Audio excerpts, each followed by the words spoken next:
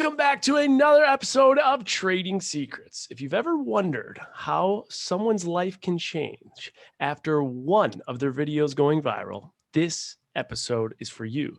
Today, we are joined by Roland Pollard, who went viral in March 2020 after posting a video to Instagram showing him practicing a cheerleading stunt with his then 4-year-old daughter, Jaden. Throughout quarantine with his family in Frisco, Texas, he was stunting with his kids, amassing wild followings, now almost 6 million on TikTok, 700,000 on Instagram, and nearly 200,000 on YouTube.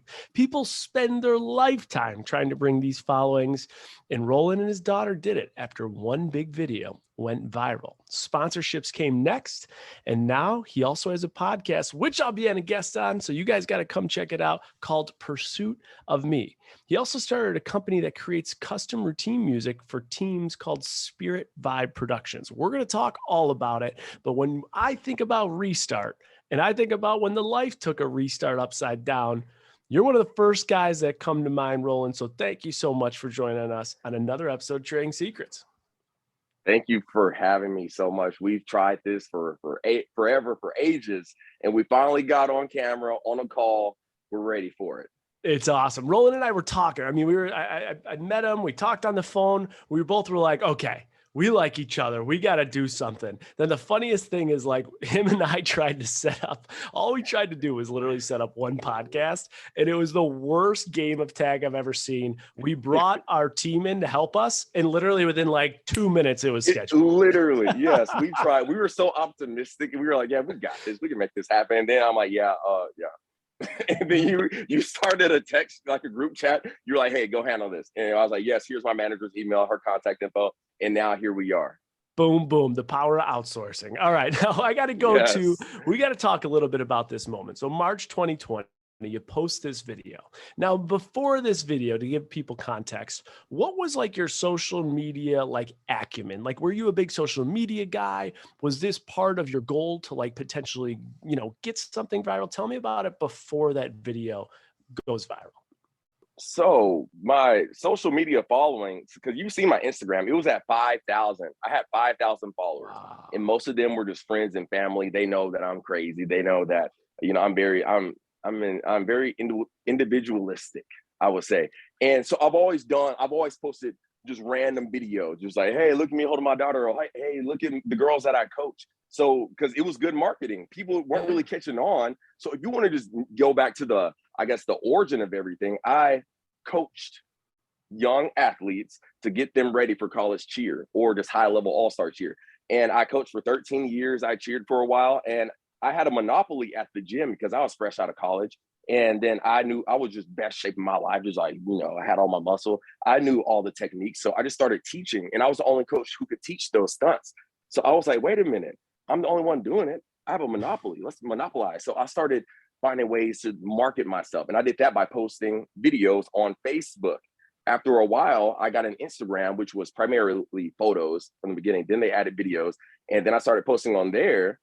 And then that just became my video platform, just because of the responsiveness from the crowd, the audience. And it just turned into me later on having a baby, still being consistent with posting.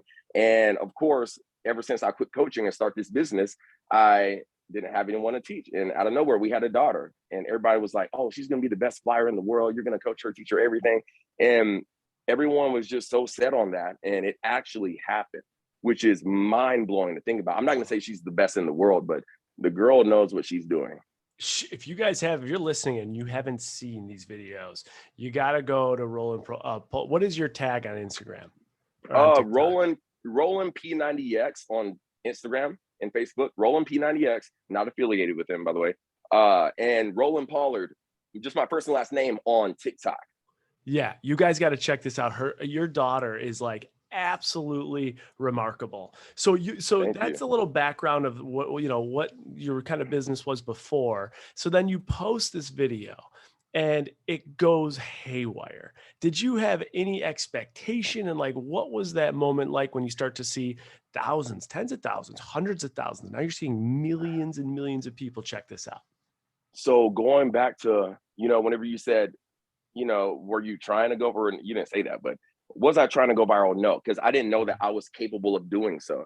I see people with millions of views. I see Gabby Butler with 1 million followers. I'm like, she's the one that's going to go viral because she already has the audience. Yeah. So I had no expectations, and people think that I didn't ask for this life. I did not ask for this lifestyle, this career path. I didn't ask for this audience looking at my every move. It just happened after sharing fun times with my daughter, Yeah. family videos online. Then people just started sharing, which is very powerful, but it happened all on accident. Now, one of the interesting things are you do see a lot, especially today, because that's a cool thing about 2022, especially with TikTok.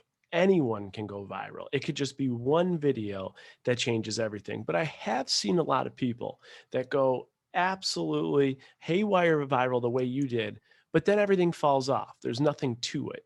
You were able to take that moment and capitalize and build a following of, now 6 million plus on all total social medias following, and totally change your life and monetization. What do you attest the ability to actually have that moment and then use that moment to create not 5 minutes, 10 minutes, 15 minutes of fame, but literally change your entire profession and makeup of the monetization? What do you attest to actually keeping that growth going?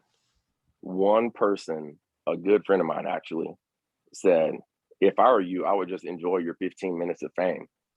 And that really got to me Hmm. at some point, because I was like, wait a minute, why are you telling me what you would do when you're not in my situation?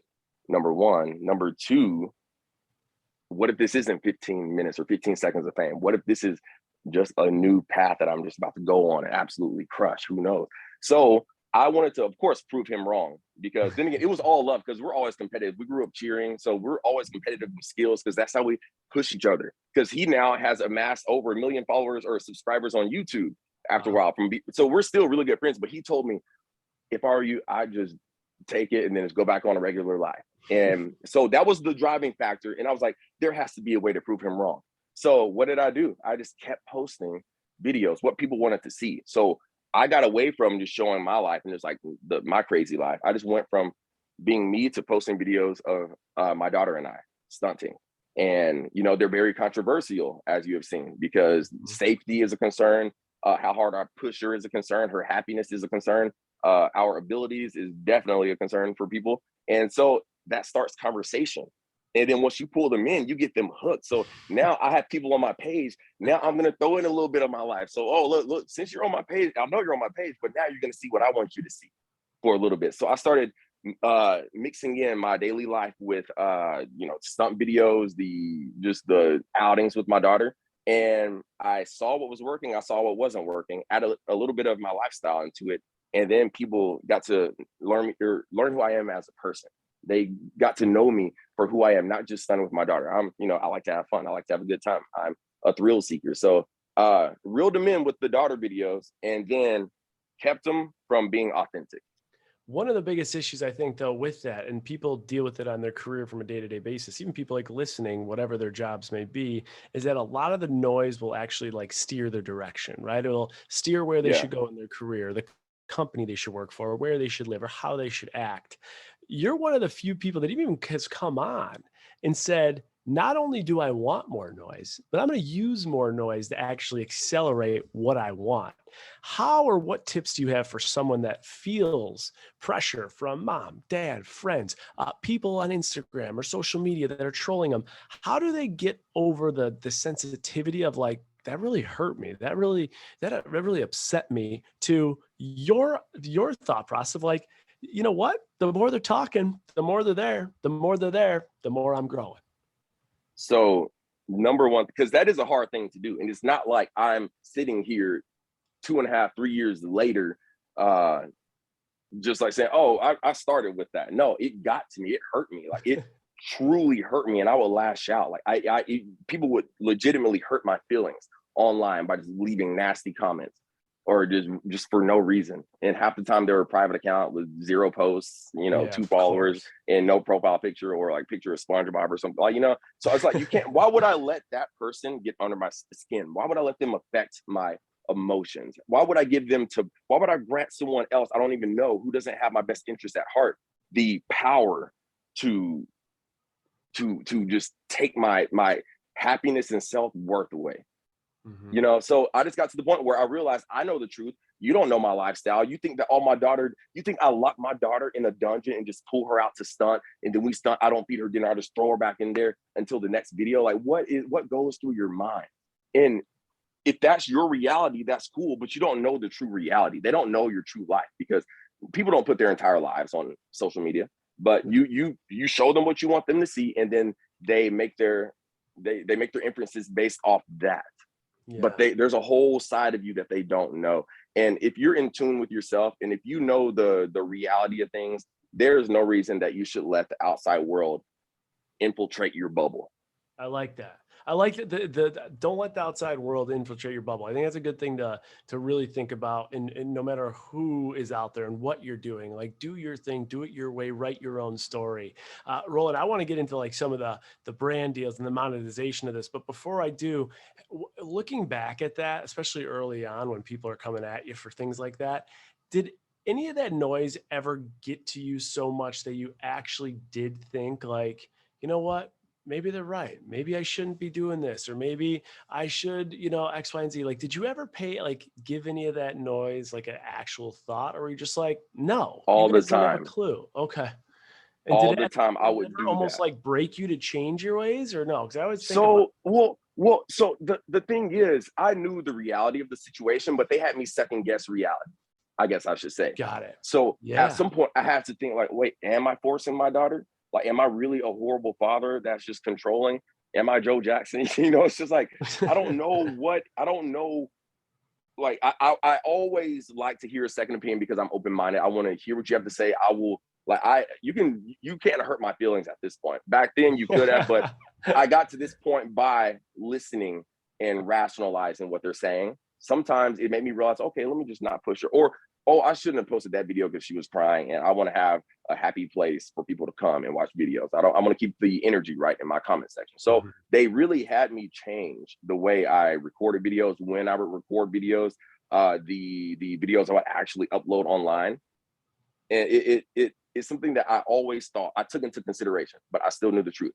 And that, to me, like, even right now, you can't say anything that's gonna make me second guess what I'm doing. Like, at this point, you cannot, I like, love it. whatsoever. That's how I literally tell my buddies that and stuff. I'm like, you have no idea how thick my skin is. It's like Great Wall of China thick. Like, you're not going to touch it. I've heard it all. Bring it on. I know what's coming. But listen, you want to say what you want to say, get it out there. Yes, All more right. So engagement for you. more engagement, exactly. So Roland, so tell me about, so you go viral, you start picking up, you start getting your cadence together when you know how you're posting and what you're doing, and your social media accounts are taken off. When was the first moment that you monetized this, and what did that look like for you? First time I monetized social media was with Haley, because she messaged me on Instagram, some random lady. And my manager is like I always call her a snow leopard, because no one knows who this lady is, or where she is, or where she lives, or she'll be in a different country every single weekend, or a different state. And no one knows about this lady, but she's a real person. But then again, if you're messaging me and you don't have any followers, and like you have a private account or something, like, I'm going to be skeptical. But I answered her message about, hey, have you ever considered getting a manager for brand deals? I didn't know what that was. Mhm. At the time, I was like, what is a brand deal? She was like, oh, you could make you could be making $1,000 a post. I was like, wait a minute, $1,000 for already doing, continuing what I'm already doing. And Yeah. for me, that was unreal, because for me, I work for money, and like, I charge my own prices, but I'm not gonna say, hey, $1,000 an hour for me to work on your music. So Yeah. it was unheard of for me, but we got one deal. After saying yes to her, 3 months later, she came back, $1,500 deal for a vitamin company, for a multivitamin. And for me, I was like, I made it. I'm quitting my job, shutting my business down. I'm retiring. I'm doing this. How Like, this many is my follow path. at that time that she gave you the $1,500 offer? How many followers did you have at that time? 100,000, maybe. After my following just skyrocketed, and after I hit about 1,000, that's when we got the deal with the company. And I realize now, sorry, at 100,000, we should have charged them more, but that was their offer. Plus, I only got a certain percentage of that. So it really was, I would never in my life do that deal today. Let's just say that.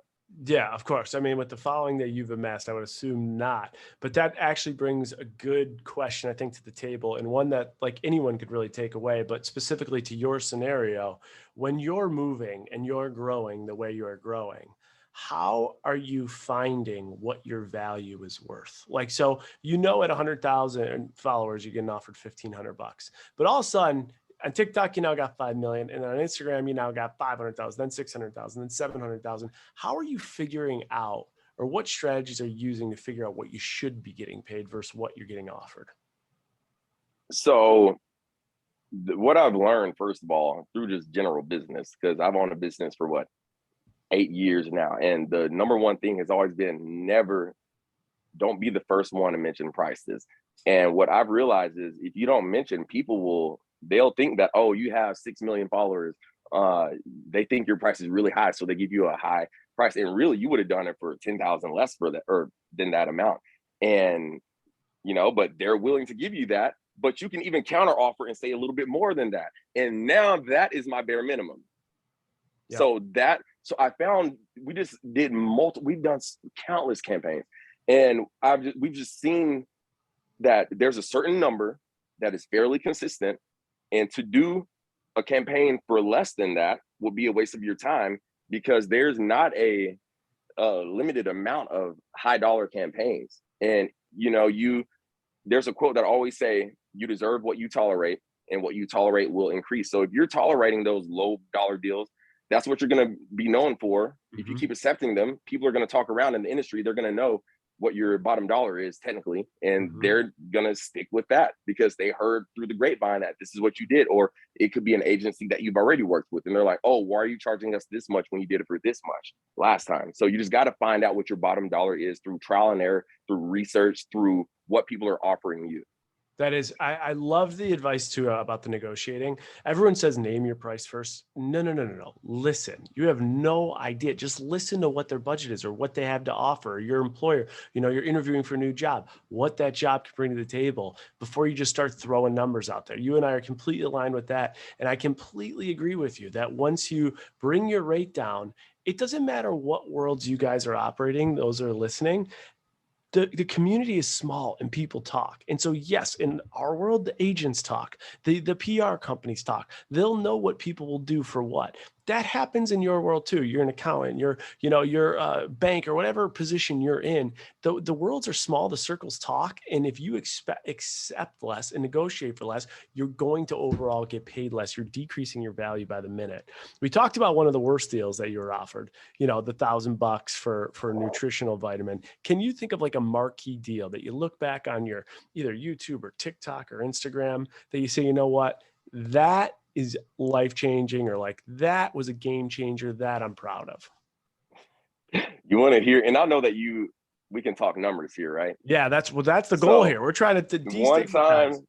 One time, trust me, I've heard the whenever y'all have your chat afterwards. Yeah, the I've recaps. Heard them like, yeah, the recaps. It's like whatever you say. Yeah, I'm gonna give you the amounts, but I got paid $7,500 to play Flip Cup with my daughter. Yes, like literally 15-second video, $7,500, and they sent the product of yogurt out to our house. I'm like, are you kidding me? But that wasn't like the most grandiose deal. That was just one of the coolest. Like, you just paid me $7,500 to play a drinking game with yogurt with my 4-year-old daughter.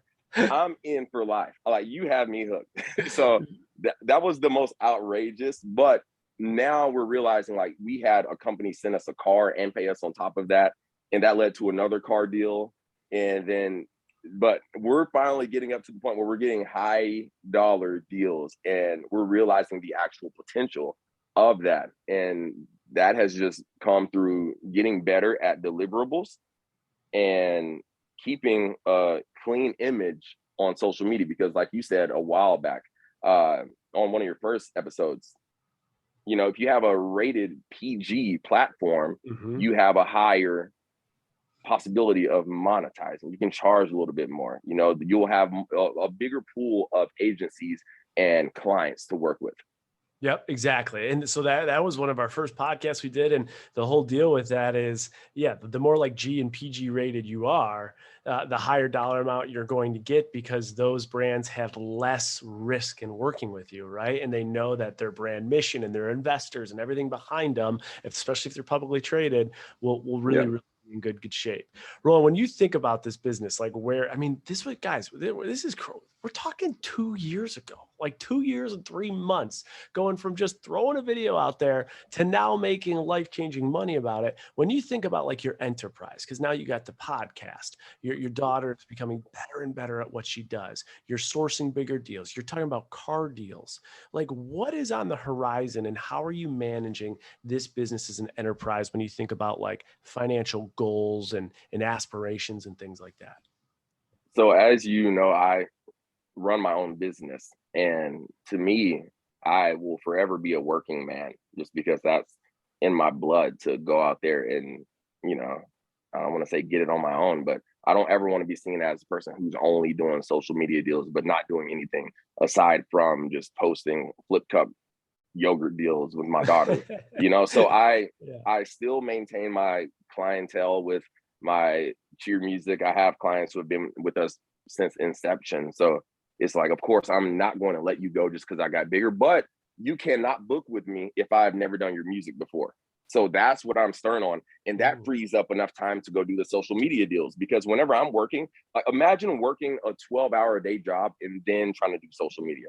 That's what I've been doing for the past 3 years of my entire life. And I'm finally at the point where I don't have to do that anymore. And I save pretty much all of my money. Like I do spend a lot of money, but I save at least 50% of my income. So just in case it does go away, I'll be fine later on in life. So I don't, first of all, it's not slowing Yeah. down. I cannot foresee that happening. It's only getting bigger and better.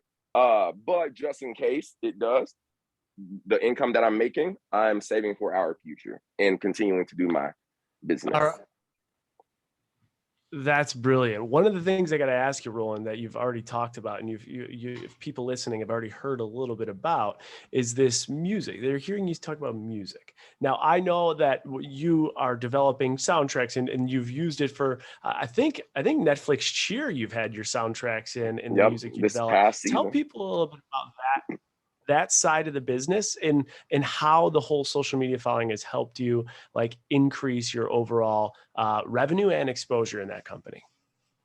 So what's crazy is we haven't increased the revenue, which is Interesting. mind blowing because I don't leverage my personal channel for my music business because I want to be able to build a separate business on my own without Okay. exploiting my platform. So I rarely intertwine the two.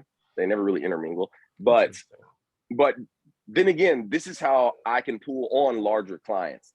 So although it hasn't increased the revenue by much, I have a lot better clients. I'm working with my dream teams. Like you said, I did Navarro's music last year. It was a dream, but we were all interconnected on social media. Monica had a large following. I had a large following. She's a large reason of my following or for the growth in my follower count. And Monica has helped us out a lot. We've kept in touch. Then we teamed up and she gave me Navarro's music for a year. And that was the highlight of my entire career because they're such a well-known team. So I will say that although it has not increased the revenue, the caliber of teams I'm able to work with because they know that I can just make one post on social media, then bam, millions of people know who that team is. That's you can charge a premium for that. I will say I have not exploited it because I'm a man who believes in fairness, and I'm not about to just try to take all your money from you just because I can. But at some point, you gotta increase the prices a little bit. Just let them know, hey, my bottom dollar has increased from 3 years That's a ago. little bit of a flex right there. Like, hey, just so you know, if you want me to take this clip, my music's in, millions of people will see it, just in case. Like that is a seller. That is a seller. Roland, open the industry, because the whole idea of the podcast too is we hear people's stories, we hear the dollars and cents, but we also hear more about industries. So for someone like you said, it hasn't really impacted your revenue. As a guy that does not know shit, I don't know anything when it relates to like music. If you make a track or you make, you're making the music for something like a movie or something like that, what do you charge for that? Like, how do you make money off that? How's that business work?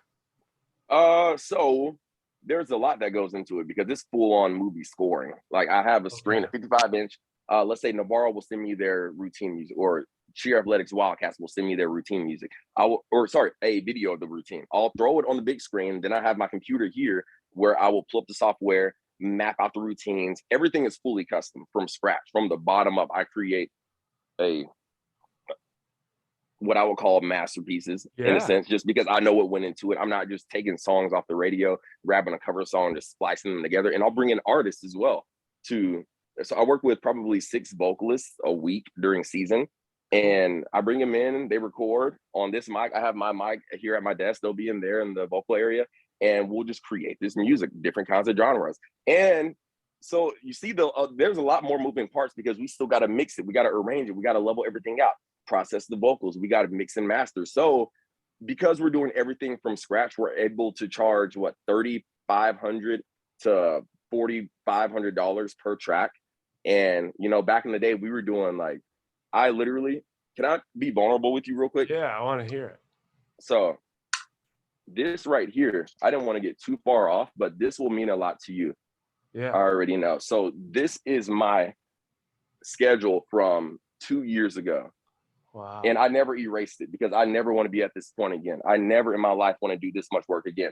I was doing 1, 2, 3, 4, 5 teams a day, 3 teams a day, 2 teams a day, 1 team a day, back to 6 teams a day, 4 teams a day. Like it was brutal. And I can't do that. And yes, I was making the most money I had ever made in my entire life.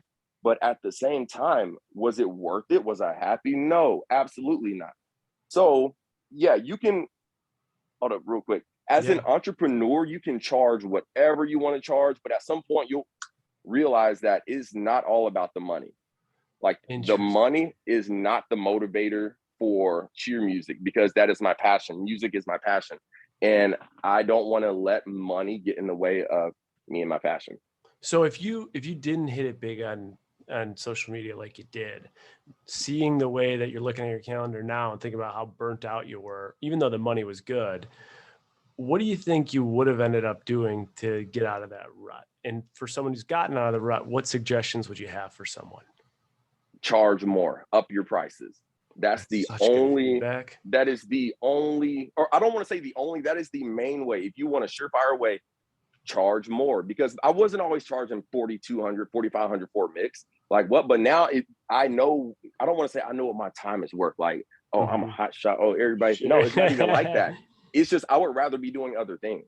Realistically, I would rather go fly my drone, go outside and shoot my camera, go skateboard with my dog.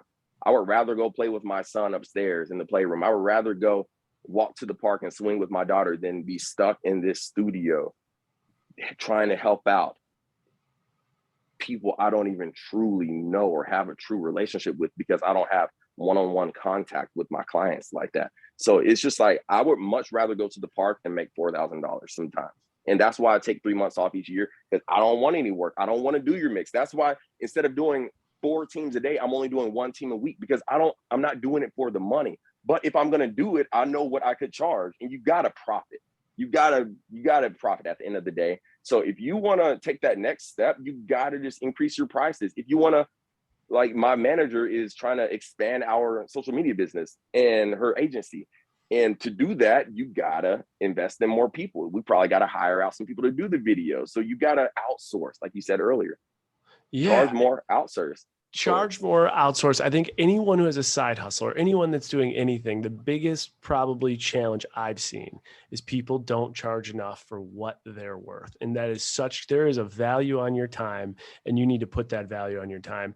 Roland, I'm quickly looking at your Instagram right now, and you post a lot. Like you have a ton of content.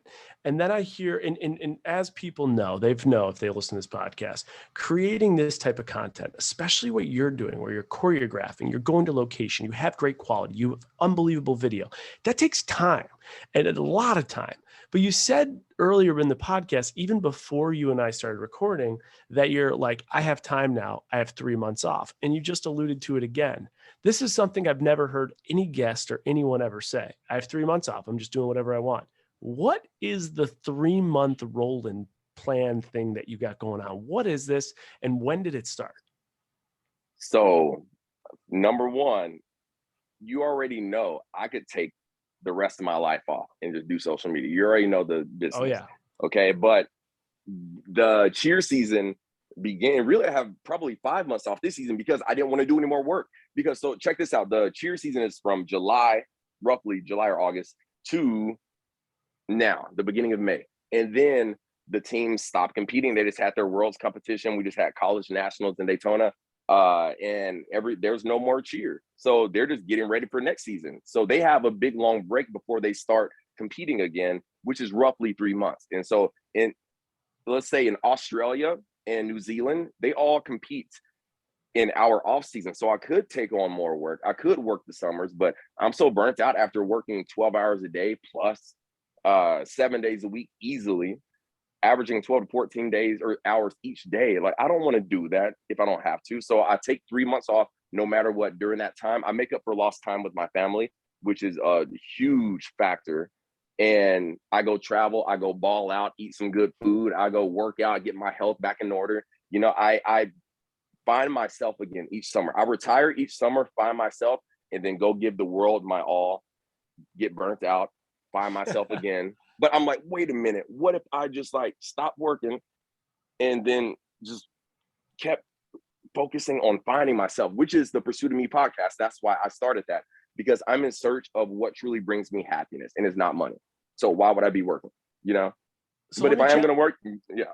Let me challenge you a little bit then. So if this type of work is the work that almost like had you burnt out and just down and out, and you have an alternative which is doing very well, what is the motivation to even do the work you're doing? Like, why even still do the music mixes and everything else? What's the point? Humility. Okay. All boils down to humility. I know that at the end of the day, I'm just another person on this earth. Like, yeah, I have a large following, but aside from the following, what else do I have to offer the world?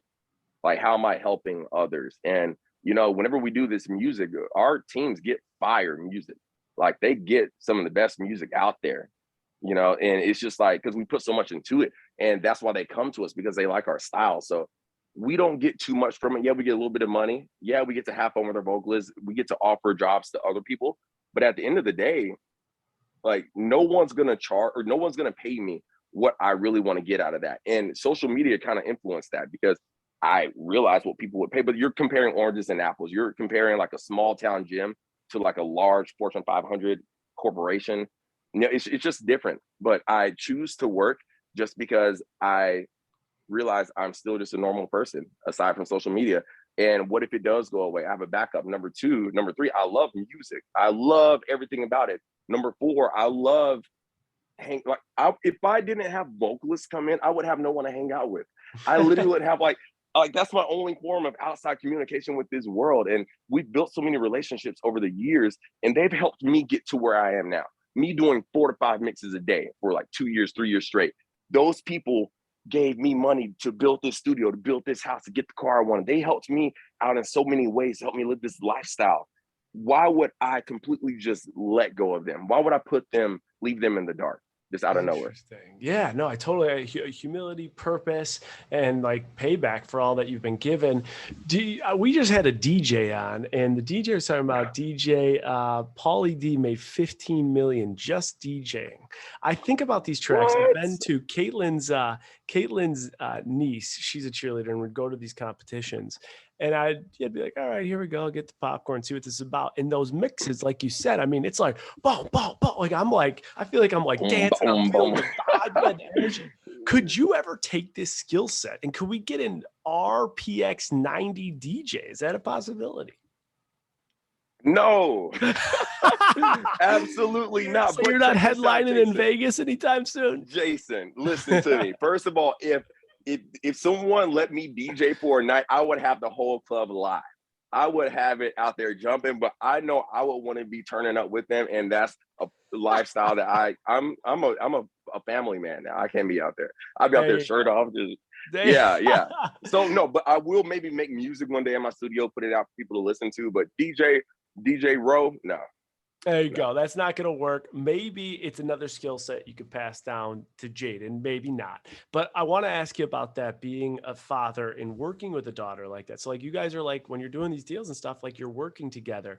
And so how is like a parent and a coach and almost like a boss slash colleague, how is that relationship managed, and what advice would you have for anyone out there that's parenting in the time of 2022 with everything, with social media and everything else? It's tough because I wear so many hats with my children, primarily Jaden. And one day, like all in all, at the end of the day, I'm her friend. I'm that guy she can come to and tell whatever to. She can tell me that she punched a kid at school, which obviously she wouldn't do. Like, she's raised better than that. But if she told me that, I'd be like, dang, for real, why'd you do that? Like, she's literally my best friend ever. But at the same time, she knows that I'm her father. She knows that I have the final say in things. She knows that I love her, but she knows that I will, I don't want to say punish because it's hard. Like, but I will punish. I don't whoop her or anything, but it's just like Yeah. you got to be careful Accountability. on, yeah, literally Yeah. accountability, mainly with our stunts. Because I'm like, hey, Jaden, and I will say it live on camera, and I will post the video. Jaden, if you do this, you're gonna fall, hit your head on the ground, get a concussion, you will die. Like that's how I talk to my daughter, because she has to understand what we do is dangerous. And I'm not doing it to scare her, and she knows that no matter what, if she does her job, daddy's gonna get her. She's fine. But like, there are so many hats that I wear with her, and it's hard to manage all those hats if you don't have that time at the end of the day where she knows that you're that one person she can still come to. That's why I hug her every single night tonight. That's why I give her a kiss on the forehead every single night. Every morning she runs and wakes me up, daddy, runs and just hugs me on the bed.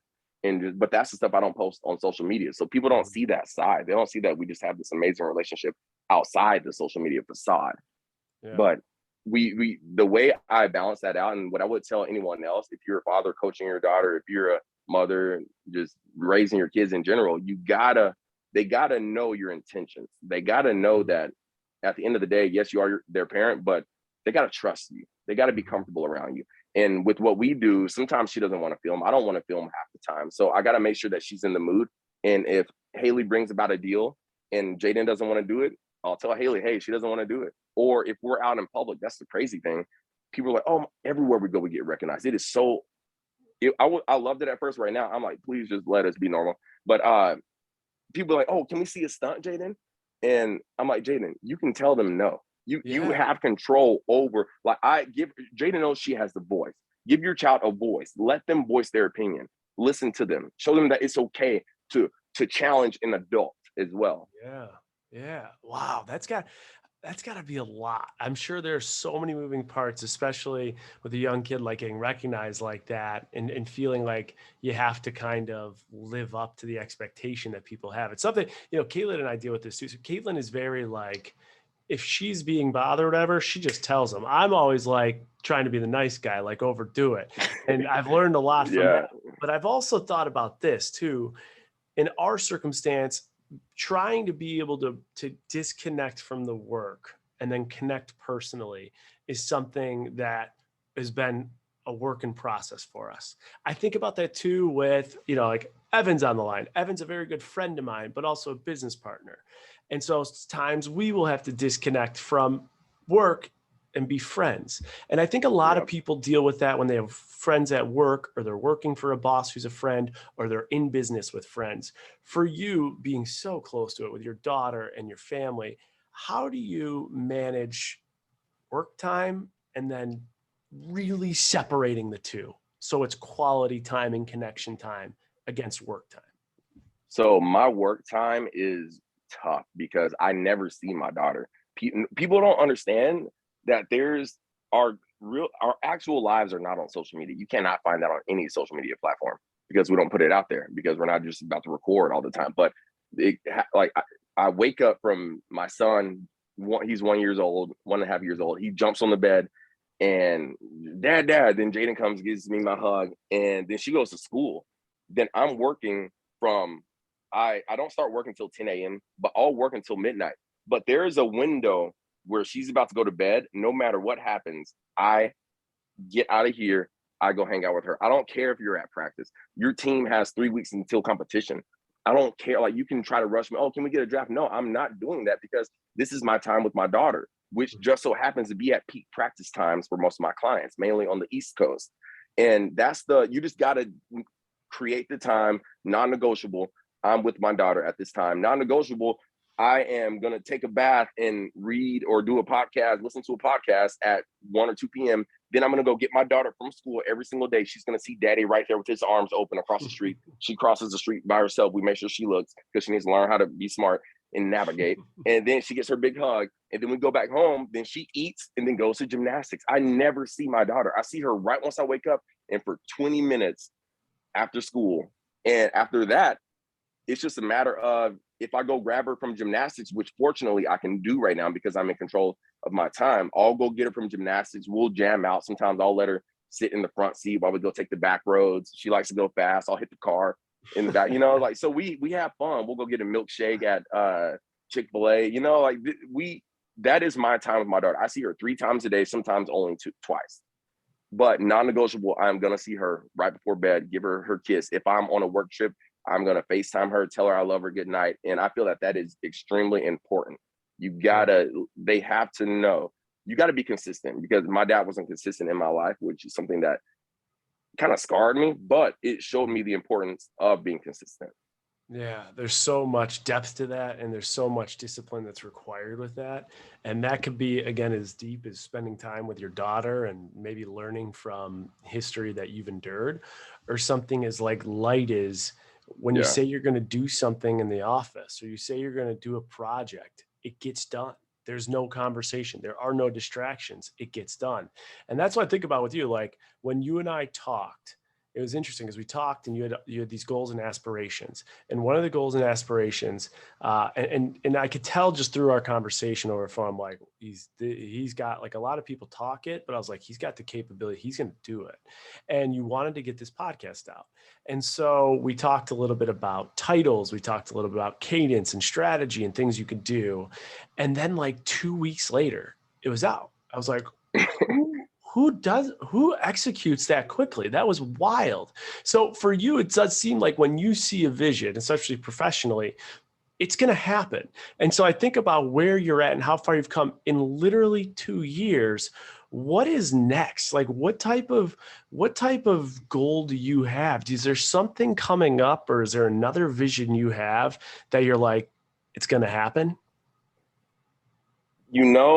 I really don't right now. Right now, we're building a home. We're moving the family out to our most ideal city, the most perfect, absolute perfect location. We spec the house exactly like we want it, so I can run multiple businesses out of it. So my biggest focus right now is just getting the home to where we'll have more space, and we'll even have more areas to shoot for campaigns. And I just see the social media side of things growing. But as far as goals, I really don't have, like, I'm telling you right now, Jason, I have reached, and my buddy told me this in, I think, 2011. My buddy said, I was down on myself. I was sad. I was like, hey, I don't know what's up. He was like, well, I was stressed out about a goal. He was like, I've never seen you not reach a goal. And that, in 2011, that never left my mind. And to this day, I know that if I want to do something, I think about what my buddy Denny said in 2011. I've never seen you not, like, you're going to go find a way. Basically, that's what he said. Where there's a will, there's a way. If I know it's possible, I'm going to go chase it. Just like whenever I heard or for the first time hearing your podcast, I was like, wait, that's possible? I was like, let me see what he's talking about. Then I went and chased it. I was like, okay, this guy knows what he's talking about. Let me keep listening to his podcast. And I was like, you know what? One thing I've always wanted to do is create a podcast. And Haley and I devised the plan. And she was like, oh, we should drop it February. I was like, Haley, I'm going to keep it real with you. Like, I get tunnel vision. I get hyper focused. And I talk about that a lot on my podcast. And my brain's going 1,000 miles an hour all the time. And I'm like, hey, Haley, I respect that, but I'm just trying to get it out there. I want to do it. So I went out, got it set up. We talked with you. Thank you for that call, by the way. Yeah, very influential. And I went out, did everything on the checklist that she had. And then we had a podcast out. It hit number 2 in the marketing charts. And I was just grinding. But then I was like, wait a minute. You still have work you haven't completed. Yeah. And then that's when life got me. And then people are like, oh, you got to be consistent with the podcast every single Monday. I'm in full agreement with that. But although I knew it wasn't the best time to launch it, to be consistent with it, I knew that I had to plant that seed. so I can come back to it later on. And then I finished all my work recently, and now that seed has turned into a tiny little plant that I can continue to nurture and grow. I love it. At least that's my take. Like what I'm hearing there is if you got an idea and you got tunnel vision, do it. You know what? It's not going to be perfect. Maybe it won't be out every Monday, but if it's done, you can come back to it. You can massage it. You can make it what you want. But it's so many people out there have the idea, have the thoughts, and they just don't do it. One of the guys I'm actually having dinner with tonight, his name's Ben Nempton. He's now a world-renowned speaker. And all he really talks about is how people on their deathbed have regrets, not about what they did, but about what they didn't do. And like the percentage of people that are on their deathbed that think and regret what they didn't do is outrageously scary. And I could confidently say that Roland will not be one of those people. It is. I'm hoping not. Yeah. All right, Roland, I'm going to be tomorrow, guys. I am filming on Pursuit of Me. So stay tuned for my Instagram and Roland's social as to when we will have that episode out. Obviously, we have Roland here. So Roland, before I come on your podcast and before we wrap, I got to end with this. We need a trading secret. It could be money management. It could be a lesson you learned, something you did wrong. It's a long story short. It's a financial type of piece of advice or career advice that you can't get in a textbook, can't Google, or can't learn in a classroom, can only learn from Roland. So what can you leave our listeners with? Block out all of the noise, because if you allow it to come into your life, it will consume you. It will change the way you are as a person. It'll have you rethinking who you are as a person. I will not seek advice from anyone who doesn't have my best interest at heart. So if you have something you want to do that you really want to release, you're so excited, you want to tell somebody about it, make sure you tell the right person. Make sure you give the right person that information, because if you give the wrong person that information, they could talk you out of something that could have been great. Mm-hmm. I like that. I mean, there's so much to take away from that. Just do it. Ignore the noise. And I think it's something we hear a lot, but it's something that people are like, yeah, I know, but they let their partner shape them. They let their parents, their grandparents, everyone's got a comment, and they have to live their life the way everyone else sees it, as opposed to the way that they see it. It's really cool what you've done, Roland, the way you guys have grown over 2 years, the way you still stay true to the day job that you had before while still capitalizing on everything else. And the relationship with your daughter is awesome. So congratulations on everything. If there's anyone that is listening to you that has yet to come across your content or what you guys are doing, where can they find everything? You can find me on Instagram at Roland P90X, ROLAND P90X. No, I've never done P90X. My last name starts with Pollard, and I was born in 1990. And I put the X in there to confuse people. But you can find me there on Instagram and on Facebook. On TikTok, it is at Roland Pollard, ROLAND POLLARD. On YouTube, you can find me at Roland Pollard, or our family YouTube if you want to see more into our lives, because I trickle in a little information on the Pollard family YouTube. I love it. Guys, go check them out. It is unbelievably entertaining, and you will definitely question your athleticism after watching Roland and his kids, but you'll have a good time while doing it. So Roland, thank you so much for coming on this episode of Trading Secrets. We really appreciate you having you on. Thank you so much, Jason.